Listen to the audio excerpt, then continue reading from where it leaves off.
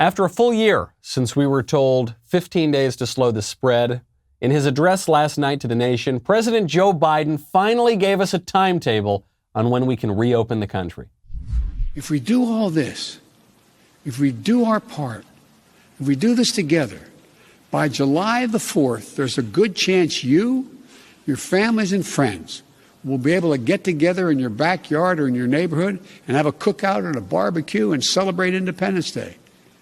That doesn't mean large events with lots of people together, but it does mean small groups will be able to get together. After this long, hard year, that will make this Independence Day something truly special, where we not only mark our independence as a nation, but we begin to mark our independence from this virus. I think I'm going to mark my independence from you and all the other sociopath politicians who have the gall to stand there. I did the calculation from last night until July 4th. They're saying that they want another 115 days to slow the spread. 1 year after 15 days to slow the spread, they want another 115 days to slow the spread. How about we declare independence right now? I'm Michael Knowles. This is The Michael Knowles Show.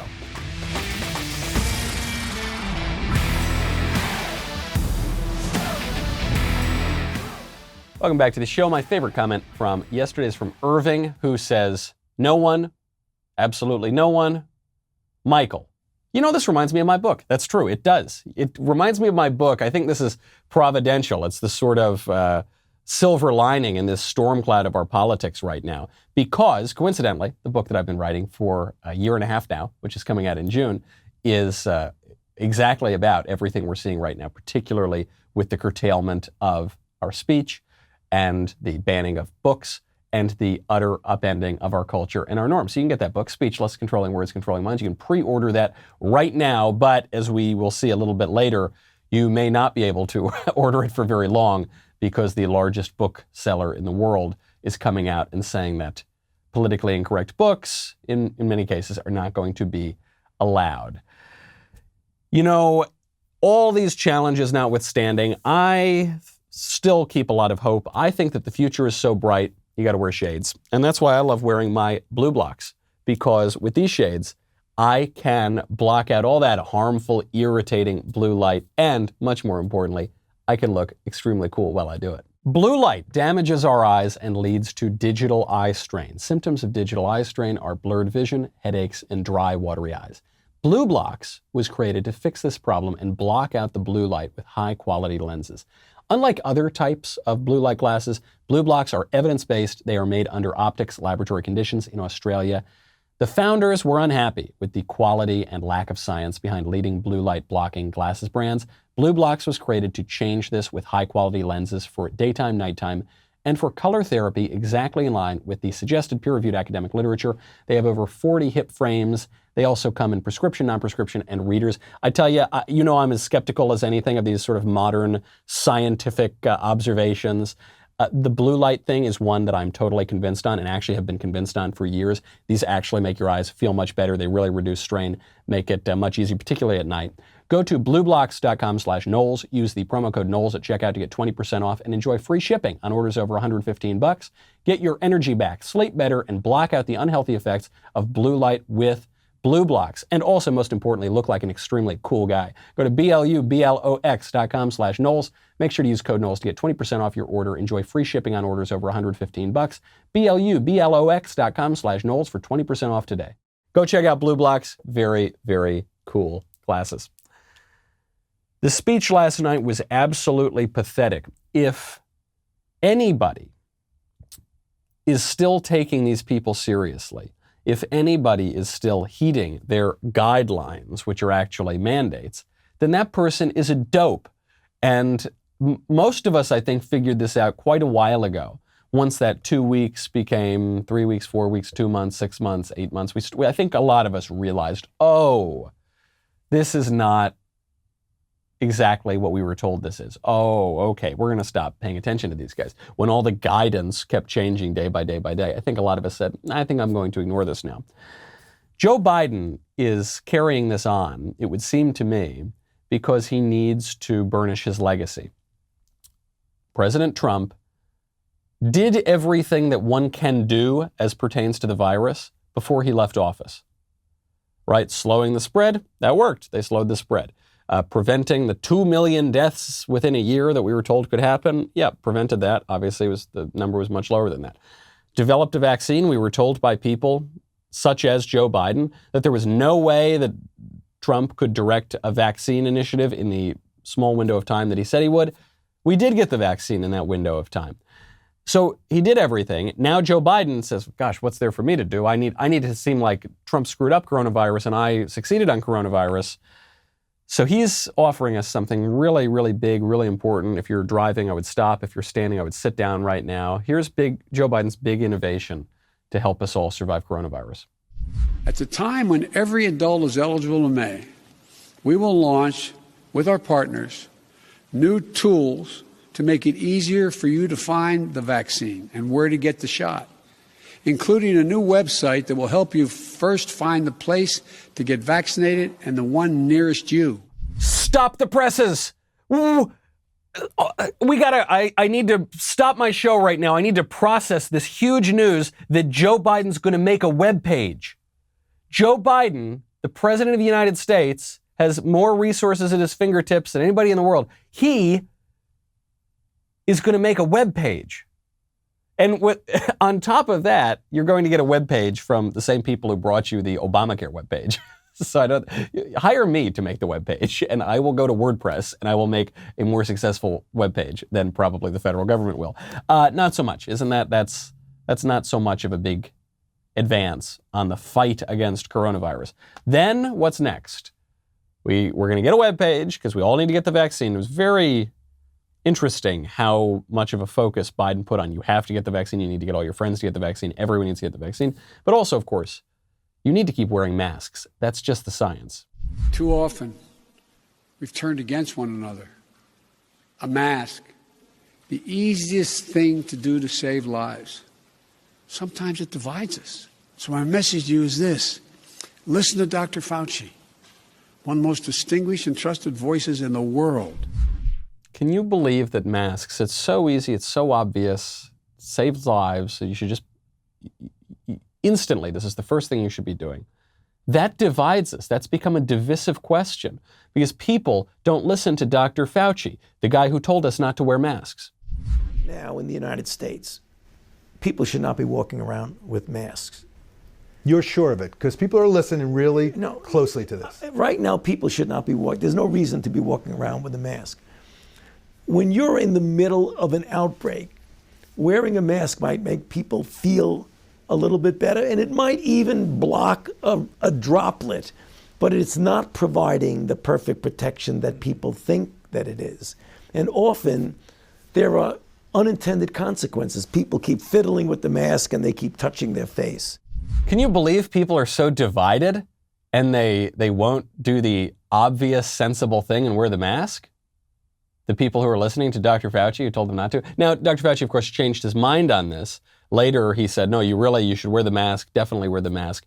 And his reasoning for his past advice was that he wanted to keep enough masks for the healthcare workers. So he said, yeah, we didn't want you peasants to take up all the good masks. We wanted those to be for the people in public health. So, but now we have enough masks. So now, yeah, actually, you totally should wear masks. Everything I said before just wasn't true. So don't believe that. Okay, regardless of your stance on the masks, if you're still wearing this filthy cloth over your face in public like a sheep, you know my views of it. But regardless, let's say you wear it, you want to do it, you want to do what Joe Biden says. Does Joe Biden not understand why people might be a little skeptical? Because the single expert that he is holding up as the credible man here for the credible common sense advice, he's the one who not only first told us not to wear them, but then admitted that he misled us. He admitted that he was acting in a way that was political and actually obscuring the scientific reality. Now, beyond the masks, beyond the website, Joe Biden knows we're going to get through these dark, dark times in our country by washing our hands. We're seizing this moment, and history, I believe, will record we faced and overcame one of the toughest and darkest periods in this nation's history, darkest we've ever known. We need everyone to get vaccinated. We need everyone to keep washing their hands, stay socially distanced, and keep wearing the mask as recommended by the CDC. Statesmanship in 1940s. Winston Churchill. We shall go on. We should fight on the beaches and in the streets. We shall never surrender. Statesmanship in 2021. Wear the mask. Wear the mask. Wash your hands. You got to wash your hands. Use soap and water. Warm water, not cold water. Cold water is not going to kill all the germs. Got to wear the mask. Got to wash your hands.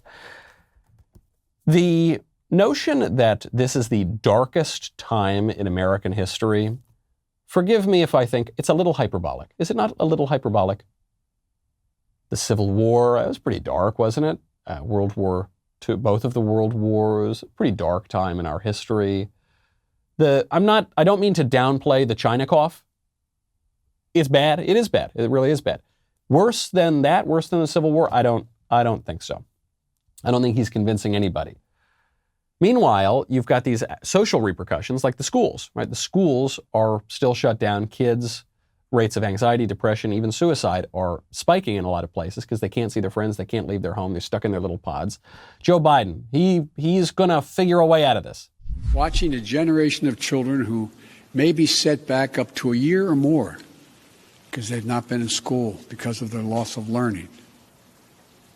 It's the details of life that matter the most. And we miss those details, the big details and the small moments. Weddings, birthdays, graduations, all the things that needed to happen, but didn't. Yeah, we're missing those because of you and your political cronies.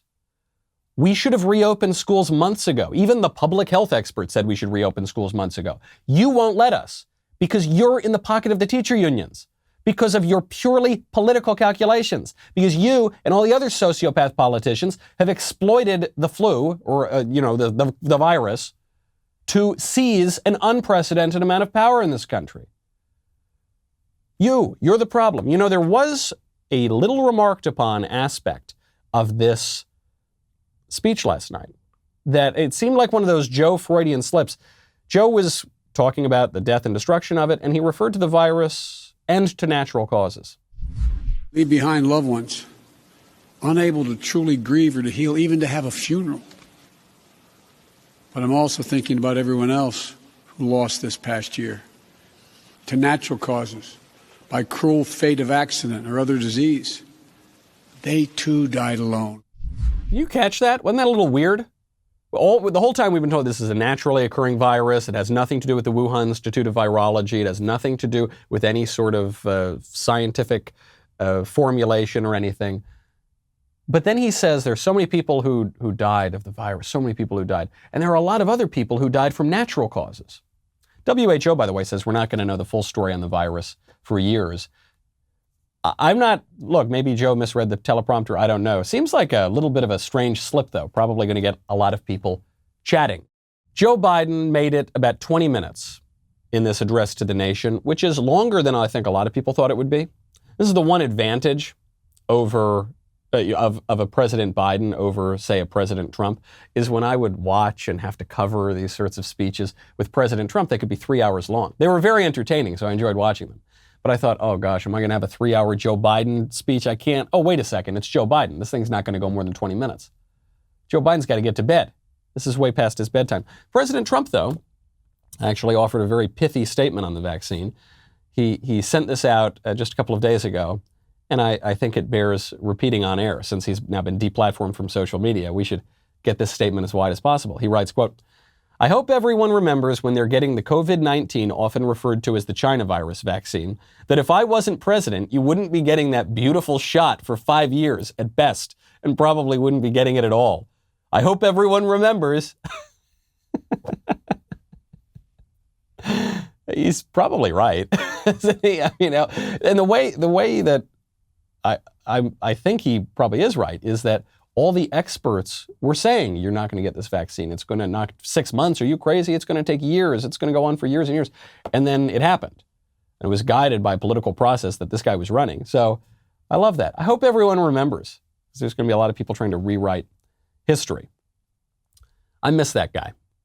Speaking of missing men, speaking from men missing from our culture, I saw a letter written into Slate that really caught my attention. One, because this poor schlub is showing that he is engaging in sort of bad thoughts and bad behaviors, but also he's exemplifying, I think, a lot about our culture.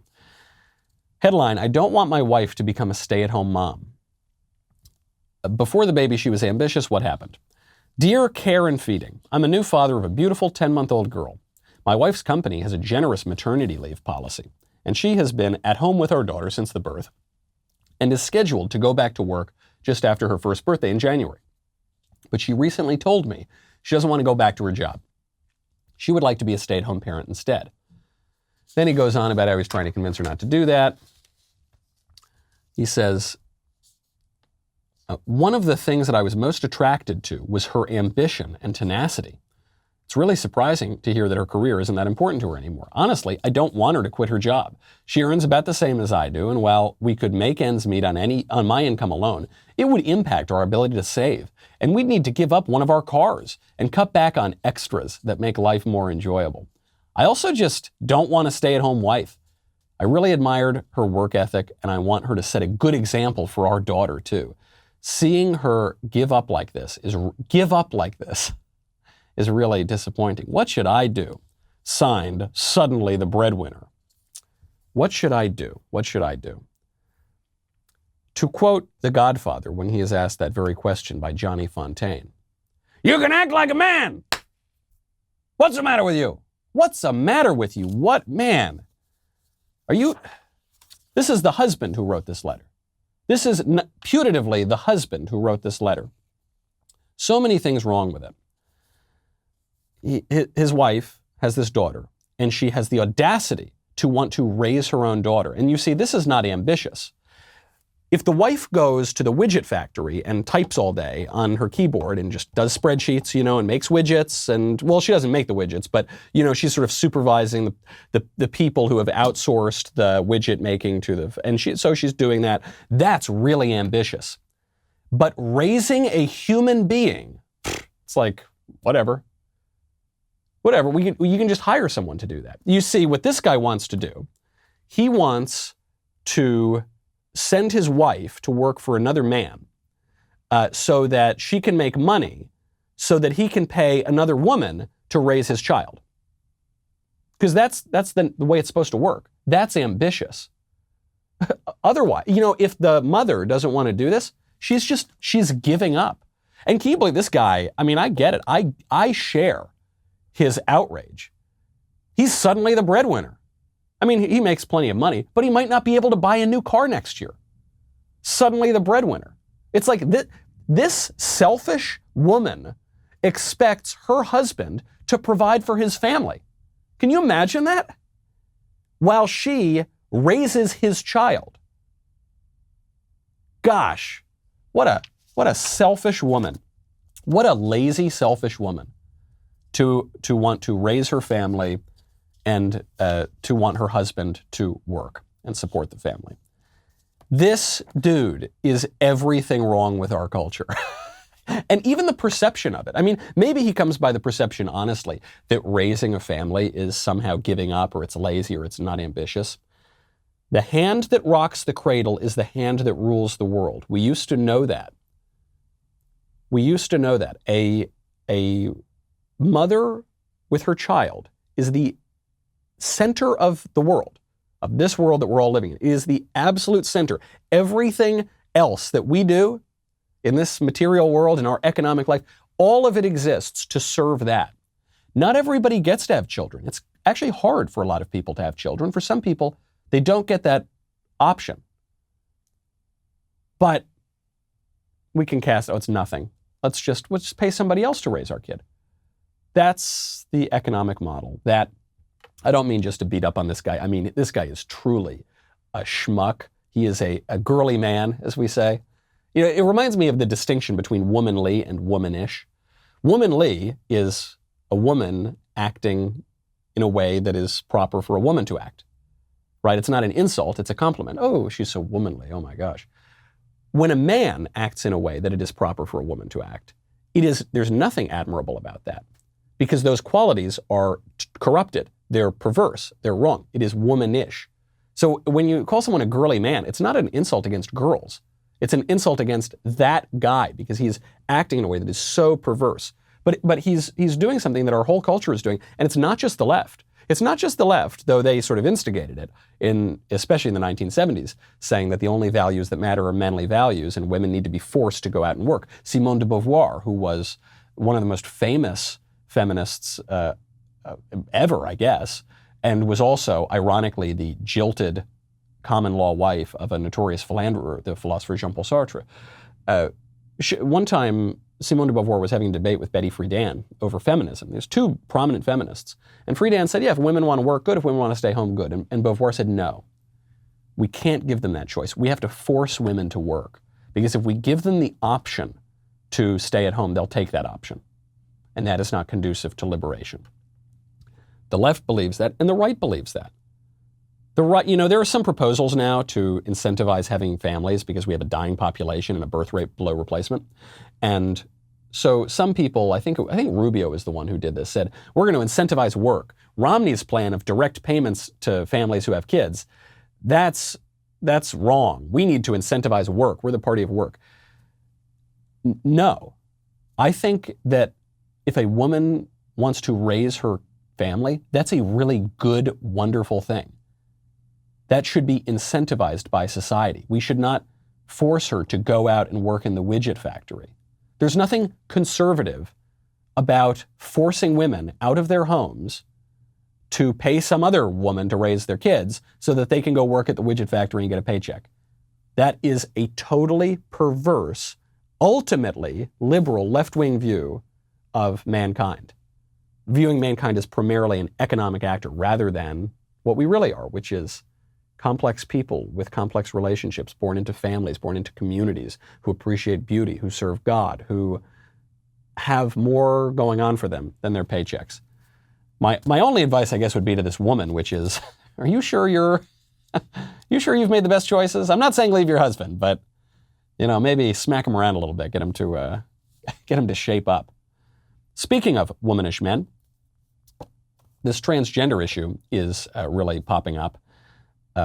More and more, the left fighting back against the right, fighting back against the left's idea that men need to become women. My friend Ryan Anderson has this hilariously titled book, When Harry Became Sally, responding to the transgender moment. This scholarly book was kicked out of Amazon, but Amazon wouldn't give a statement. They now are giving a statement.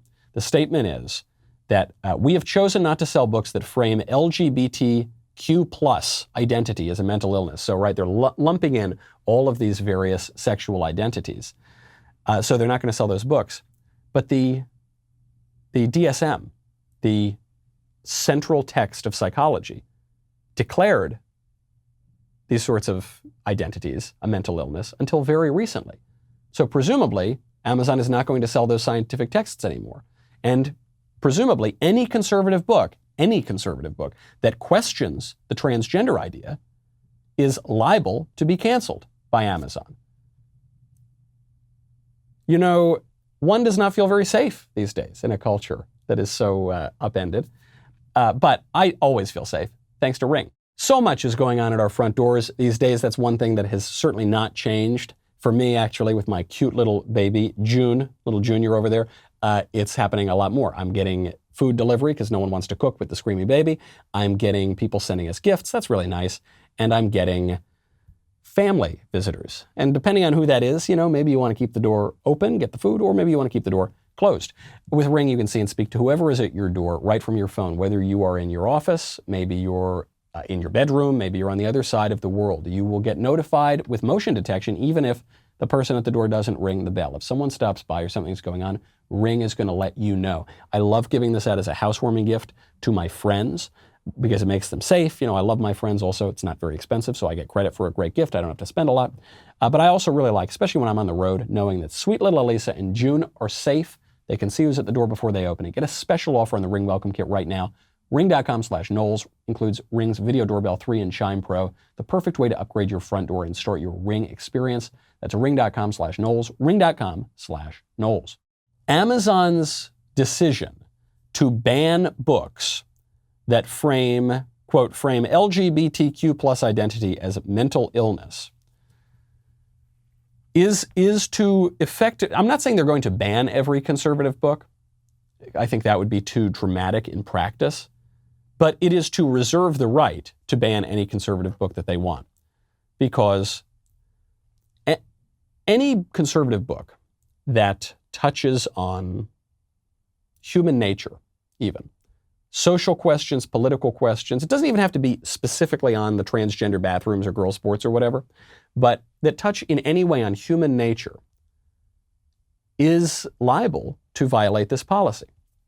If, for instance, I'm writing a book of, it's not really newsy at all. It's not one of these books dealing with issues of the moment. Let's say it's the most scholarly, philosophical text out there that says that mankind is a union of body and soul. And so, if you're a man, you can't become a woman. That could be banned. What about religious texts? I suppose religious texts do not present certain sexual identity as a mental illness. They present sexual behavior that derive from those identities. Now we call it identity, but the Bible and the Quran would talk about behavior. They cast them as sin. The Quran says that homosexuals, men who practice homosexual acts, should be punished. So is Amazon going to continue to sell the Quran? Presumably they will, because it would be very politically incorrect to ban the Quran. What about the Bible? What about the Bible that prohibits, castigates cross-dressing, many sexual acts? What about that? Is the Bible going to be banned from Amazon? No, I don't think they're going to do that. Probably they wouldn't mind doing that, but it's this slow, gradual process, setting the precedent, establishing the premise, and then slowly enforcing it. I bet there are going to be a lot of conservatives who say, okay, well, look, either Amazon's a private company, they can do what they want. That's what our founders wanted. Or they'd say, well, look, that's rude. We shouldn't be rude to people and say that transgenderism is a mental illness. So, we're just not, okay, that's fine. And then slowly, gradually, and then more quickly, the left is going to gain ground. On the topic of weird sex stuff, the latest sexual allegation against New York Democrat Governor Andrew Cuomo is, we covered it a little bit yesterday, that Andrew Cuomo groped some woman. It's a vague complaint, not sure that it's true. It's now been referred to the Albany Police Department. So this incident may have risen to the level of a crime. Now, there's no evidence that the governor is being investigated by the police, but the way that this is all playing out, to me, makes these accusations on sex less credible, and it makes it clearer and clearer by the day that this is all just about getting rid of Cuomo because of his nursing home scandal. Because Democrats are implicated in that scandal, whereas they're not implicated in him handing a hot dog sandwich. Hot dog is a sandwich, by the way. Handing a hot dog or sausage and pepper sandwich to a reporter and saying, yeah, eat the hot dog. It's not about that. And the Democrats are not implicated in that. So if they can kill him for that reason, they'll do it. When the real scandal here, of course, is on COVID. Have you followed the timetable here? First timetable, Cuomo made people feel uncomfortable. Okay, that's not doing very much. He kissed a staffer once. Okay, that's not really doing very much. He gave a hot dog to a reporter. Okay, that's not really doing very much. He touched someone inappropriately. Okay, that's not doing much. He groped a woman. Okay, let's see. This is going to the police. Okay, let's see. It's so gradual, and the condemnations are so gradual. Okay, now we're going to have AOC condemn him. Now we're going to have Nancy Pelosi question him. Now we're going to have some of the state Democrats start to come out against him. Now we're going to have the majority leader and of the New York State Assembly and the Senate start to come out against him. Now and it's just so obviously calculated. So it's weird. In a way, I'm kind of defending Cuomo on these very vague personal allegations because that's not good enough for me. Look, I don't think Cuomo should be the governor. I want to get rid of him. But I don't want that guy to go down alone. This is not a single person scandal. This is a much broader scandal, and I want a whole lot of New York State Democrats to go down for this. I want to take all the focus off these stupid sexual allegations. I want it all to be on the nursing homes. New York politics, you'll notice, is relatively controlled. It's a machine state. There's a reason that the Cuomo name has been around for a long time in New York. There's a reason his dad was a long-time governor, too. It's a state that it keeps a lot of tight control in the Democratic Party. In other parts of our country, politics is becoming less and less controlled. In Minnesota, there is a new autonomous zone around an area that is now dedicated to George Floyd Square. There is a militant-style group that's taken over a blocks-long George Floyd site. That's created a hostile situation. This is according to News Nation. People that want to go and support the George Floyd Memorial don't feel a sense of inclusion. There is more of a military-type atmosphere over there and a sense of fear, according to one Minneapolis resident. So they're losing control. And this is what the left does. The left uses these sort of paramilitary groups, Antifa, BLM, whoever's here at the George Floyd area, to upset the system, create a sense of urgency, and then come in and take more power and also leverage this kind of violence against Republicans. You saw this from the sitting vice president, Kamala Harris, who when BLM and her fellow travelers and Antifa and other radical groups were burning down the country, she said, this can't stop, this won't stop. This won't keep up the pressure on Republicans. Now, as the trial about George Floyd's death gets underway, as more evidence comes to light, as the facts about George Floyd's life and behavior even on that day that the media suppressed are coming to light, maybe the cop who was involved will not be prosecuted, or rather will not be convicted. If that is the case, you can expect a whole lot more autonomous zones and a lot more violence. Before we go, I do have to mention, speaking of race hustling, you remember a while ago we talked about that gal, Amanda Gorman, who did the slam poem at the inauguration. She did one at the Super Bowl too. And we went through the poem for a little bit, and I pointed out that it's a very bad poem, and as Harold Bloom, the literary critic, said, slam poetry is the death of art, and that it shows how much our culture is decayed, because this is simply about the appearance of poetry, right? You know, she's a young black woman, and she's performing this poem in a way. The poem itself isn't any good, but the optics are so good, and we're so shallow as a culture now. That's all we care about. Well, I hate to say I told you so on the show. I was proven right. This poem is now being translated into Spanish, and there was a translator, Victor Obiols, who was hired to do this. But the editor of the Barcelona publisher told a news agency on Wednesday that once the translation was complete, the company received a request from the U.S. publisher, Viking Books, that they had to ditch that translation. The translation had to be done by a female activist with African-American origins, if possible. What does the color of or the sex of the translator have to do with the art, with the translation of the poetry, the actual work of art? Nothing, of course. It is, talent falls on anybody. It falls on people in unexpected ways. But this isn't, they know the poem's no good. It doesn't matter.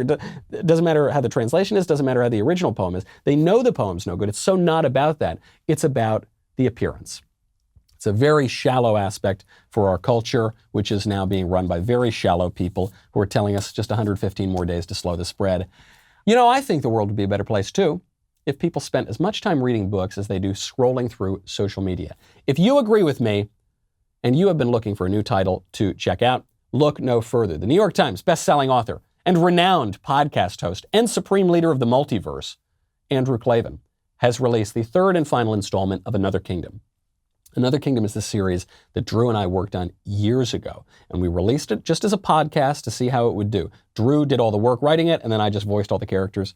and it jumped up the charts. It became a very successful podcast. It was renewed for a second and third season. It was made into a book. I happen to have done the audiobook, so if you just can't get enough of these dulcet tones, you can get the audiobook. This series is one of the rare trilogies. It gets better with each and every book. The first one's terrific. The next one's better. The third one is really magnificent. I kid you not, when I was reading these in the studio for the audiobook, at least one time with each book, I teared up. I did. You're going to make fun of me. You're going to call me a girly man. I did, because it's a really, really tremendous, tremendous work. Go check that out. Also, we've announced on election night, now the wait is over, Candace Owens is premiering on her new Daily Wire show, Candace. If it does very well, I think we're going to rename all the shows just our first names. It'd be Michael, Ben. Ben, one syllable, it's a little tougher that way.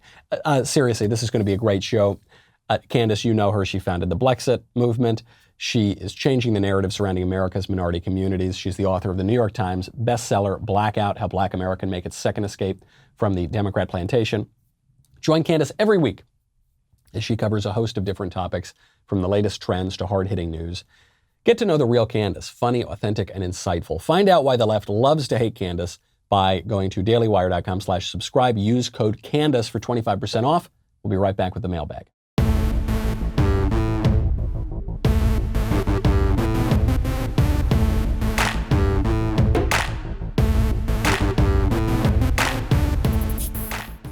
First question in the mailbag from Veronica. Hey, Michael, love your show. Thank you for all that you do. I'm curious as to what your thoughts are about the deportation of former Nazi concentration camp guard Friedrich Karl Berger. Do you think that his deportation was the right thing to do? Particularly thinking about him being a 19-year-old at the time, who was likely brainwashed by Nazi propaganda throughout a good portion of his childhood. Could this situation in a way be compared to former U.S. presidents and military leaders who are being canceled for owning slaves? Looking forward to hearing your thoughts. No, I don't think it's comparable. I don't think that this former Nazi is comparable in any way to George Washington. However, it is a complex issue. When you're 92 years old, what responsibility do you have for the things that you did when you were 19? I think what this comes to is going to be a question of justice. Mercy, sure, and justice. So a lot of Nazis fled and they escaped justice. And perhaps they led good lives. Perhaps they tried to make amends. But this gets to a point that Roger Scruton made, the late, great Roger Scruton, a conservative philosopher, who actually I hosted an event at the Roger Scruton Legacy Foundation yesterday with Jacob Rees-Mogg, the leader of the House of Commons, and Robbie George at Princeton, which I think you can check out soon. I think it's going to go online. But anyway, Scruton made this point. He said that civilization depends on confession and forgiveness. Our ability to confess our sins, to say, I did this, and I have the sense of sin, and I recognize it was wrong. And when you do that, you sacrifice your pride, which is one of the reasons that the sacrament of confession is so important. It is an action by which you must sacrifice your pride and acknowledge your sins. And then forgiveness is when you say, okay, I forgive you, and you sacrifice your resentment, which we all cherish as well. We cherish our many resentments. So you both sacrifice something and you move on together as a people. You do have to confess, you have to confess your sins. You have to in some way seek justice, which I don't know if this guy did. It seems like this guy didn't do it. It seems like he was just kind of living on the lam for 70 years, and then the past comes back and your past sins come back to visit you again. The way that this does tie into cancel culture, though, is that cancel culture has totally removed the ability for confession and forgiveness. In the past, if you made a mistake, you'd apologize. You'd say, okay, I shouldn't have done that. I'm sorry. And then we'd say, okay, that's fine. We accept your apology. And that's why America is the country of second chances, or it was.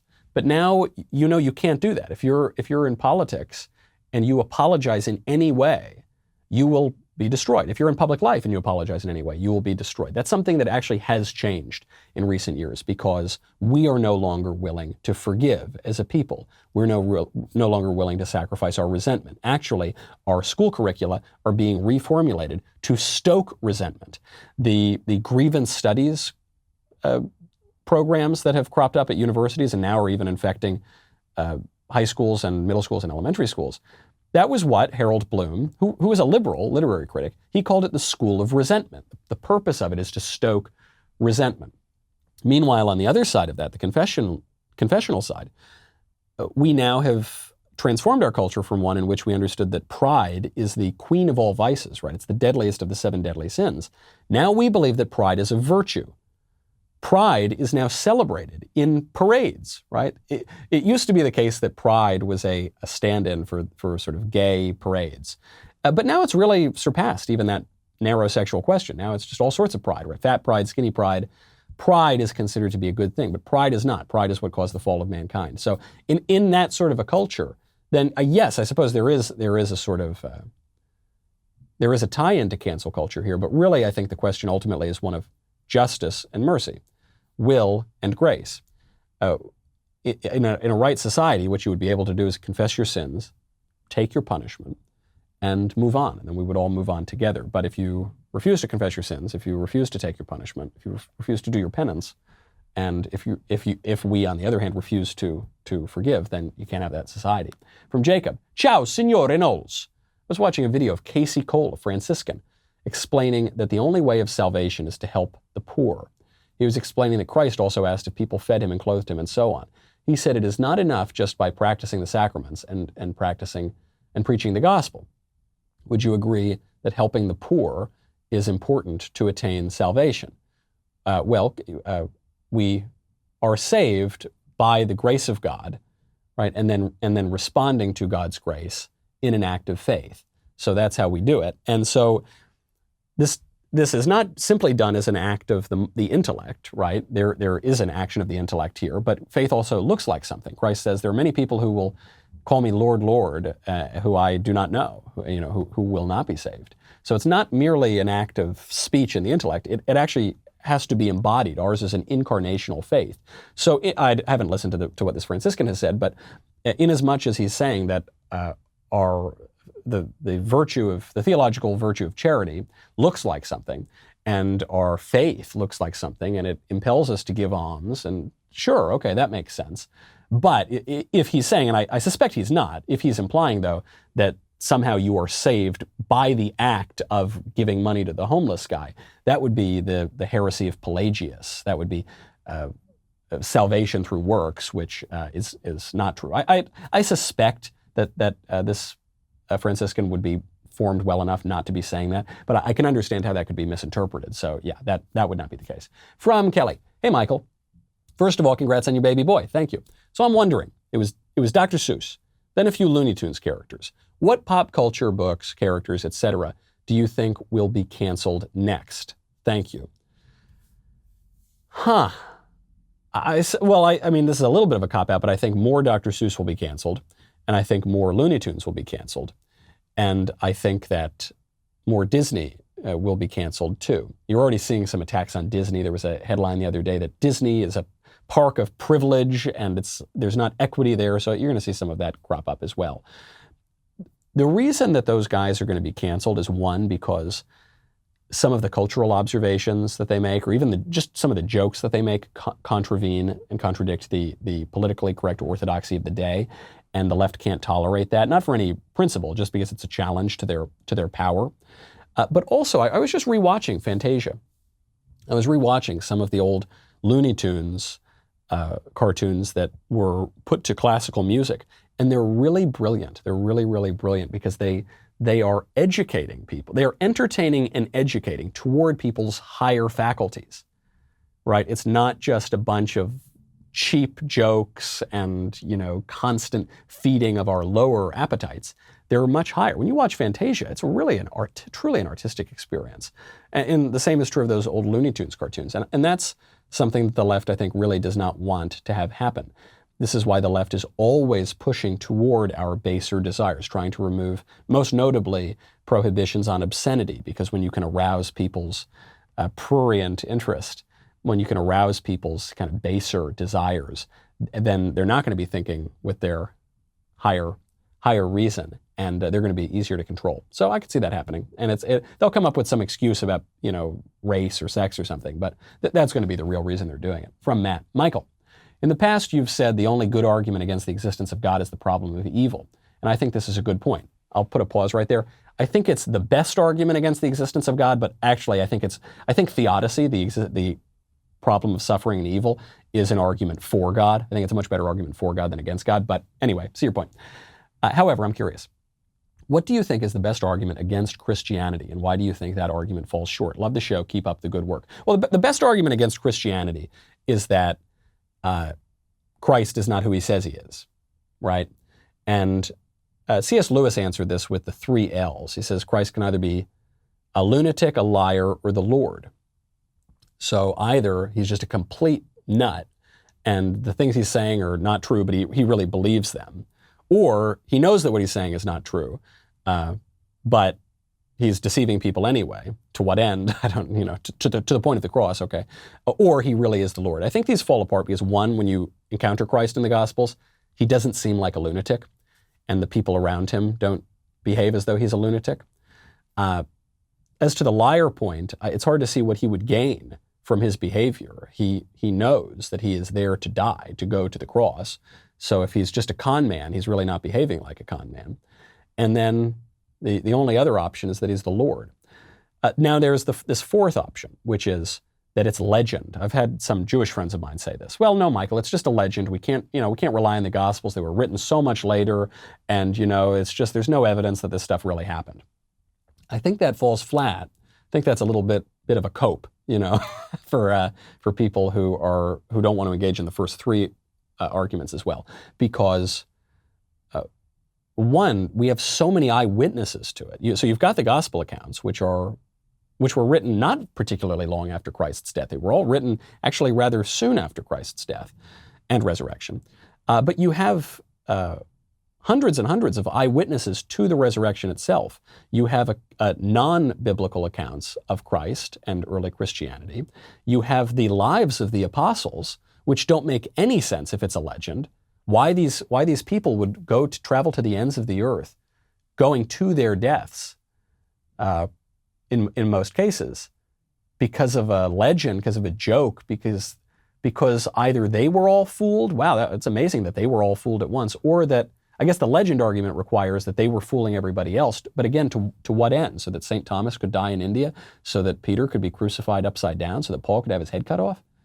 That doesn't make a lot of sense to me. So all the challenges to Christianity would be challenges on the fact of Christ and his life and the miracles, but I just don't think they really hold up to scrutiny.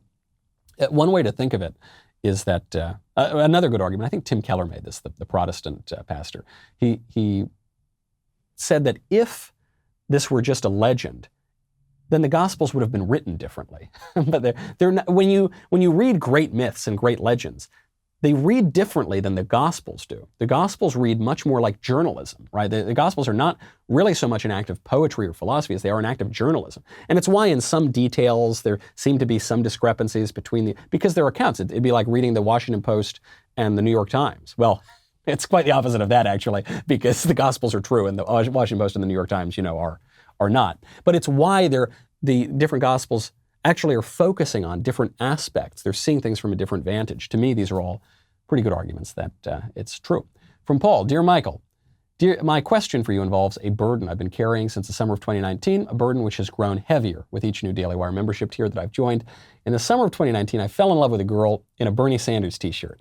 It happens to the best of us. I will spare you the details, but nothing long-term ultimately transpired for reasons having nothing to do with politics. The weight of knowing I looked the other way on the Bernie Sanders t-shirt, however, as well as the fear that I might do it again, remain with me to this day.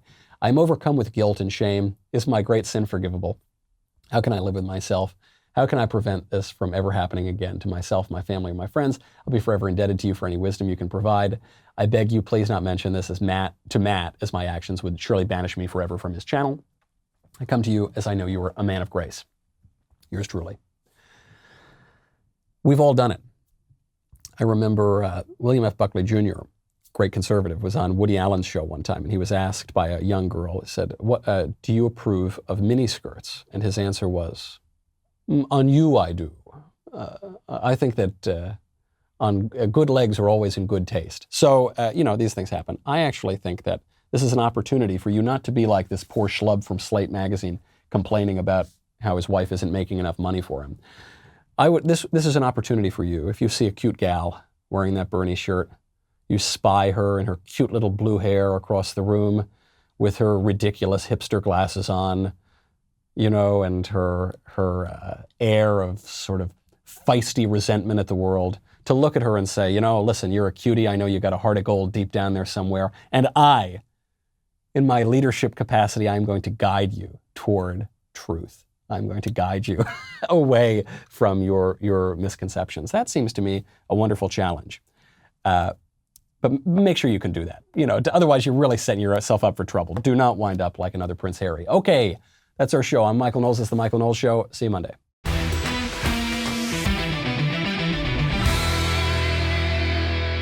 The Michael Knowles Show is produced by Ben Davies. Executive producer, Jeremy Boring. Our technical director is Austin Stevens. Supervising producers, Mathis Glover and Robert Sterling. Production manager, Pavel Vidovsky. Editor and associate producer, Danny D'Amico. Audio mixer, Mike Coromina. Hair and makeup by Nika Geneva. And production coordinator, McKenna Waters. The Michael Knowles Show is a Daily Wire production. Copyright Daily Wire 2021. Hey everybody, this is Andrew Klavan, host of The Andrew Klavan Show. Some people are depressed because the Republic is collapsing, the end of days is approaching, and the moon's turned to blood. But on The Andrew Klavan Show, that's where the fun just gets started. So come on over to The Andrew Klavan Show and laugh your way through the fall of the Republic with me, Andrew Klavan.